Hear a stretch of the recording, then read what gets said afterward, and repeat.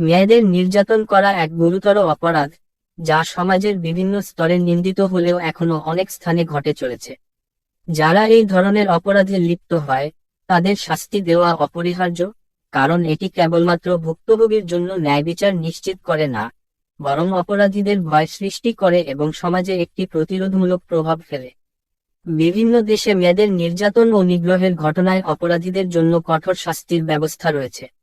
মেয়েদের ওপর নির্যাতন যেমন শারীরিক নির্যাতন, যৌন নির্যাতন, এসিড নিক্ষেপ, বাল্যবিবাহ, ধর্ষণ এবং হত্যার মতো অপরাধের ক্ষেত্রে অপরাধীদের বিরুদ্ধে কঠোর শাস্তি আরোপ করা হয়েছে। এই শাস্তি কখনো কখনো মৃত্যুদণ্ড বা যাবজ্জীবন কারাদণ্ড পর্যন্ত হতে পারে। একটি আলোচিত ঘটনা হলো এক দেশের একটা মেয়ের ঘটনা।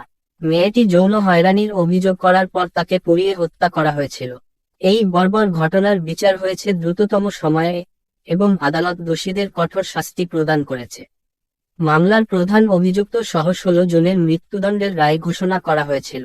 এই শাস্তি সারা দেশে আলোড়ন সৃষ্টি করে এবং অনেকের মধ্যে একটি বার্তা পৌঁছে দেয় যে মেয়েদের প্রতি নির্যাতন কোনোভাবেই বরদাস্ত করা হবে না। এসিড নিক্ষেপের ঘটনায় অপরাধীদের শাস্তি নিয়েও একটি উদাহরণ দেওয়া যায়। এসিড অপরাধ প্রতিরোধ আইন অনুযায়ী এসিড নিক্ষেপের শাস্তি হিসেবে অপরাধীদের মৃত্যুদণ্ড বা কঠোর কারাদণ্ড দেওয়া হয়। 2002 সালে এক দেশে এসিড নিক্ষেপের ঘটনা ব্যাপক হারে বেড়ে গিয়েছিল, তবে এই আইনের কঠোর প্রয়োগের ফলে বর্তমানে এসিড সন্ত্রাস অনেকাংশে কমে এসেছে। এসিড নিক্ষেপের ক্ষেত্রে বিচার দ্রুত সম্পন্ন করা এবং অপরাধীদের কঠোর শাস্তি দেওয়া এই অপরাধের বিরুদ্ধে প্রতিরোধ গড়ে তুলেছে। মেয়েদের ধর্ষণ ও হত্যার মতো অপরাধের ক্ষেত্রেও একইভাবে কঠোর শাস্তি আরোপ করা হয়। কয়েকটা দেশে ধর্ষণের শাস্তি কঠোর করা হয়েছে এবং অনেক ক্ষেত্রে মৃত্যুদণ্ডের বিধান রাখা হয়েছে। উদাহরণস্বরূপ, একটি আলোচিত ঘটনা হল হত্যাকাণ্ড, যেখানে একটি ছোট মেয়েকে ধর্ষণ করে হত্যা করা হয়েছিল। এই ঘটনার মূল অভিযুক্তকে দ্রুত গ্রেফতার করা হয় এবং তাকে মৃত্যুদণ্ড দেওয়া হয়। এই ধরনের শাস্তি সমাজে একটি শক্তিশালী বার্তা প্রদান করে যে ধর্ষণ বা মেয়েদের নিপীড়ন কোনোভাবেই বরদাস্ত করা হবে না। এছাড়াও বাল্যবিবাহ প্রতিরোধ আইনও অত্যন্ত কঠোর করা হয়েছে। বাল্যবিবাহে লিপ্ত ব্যক্তিদের জন্য কারাদণ্ড ও জরিমানার বিধান রাখা হয়েছে।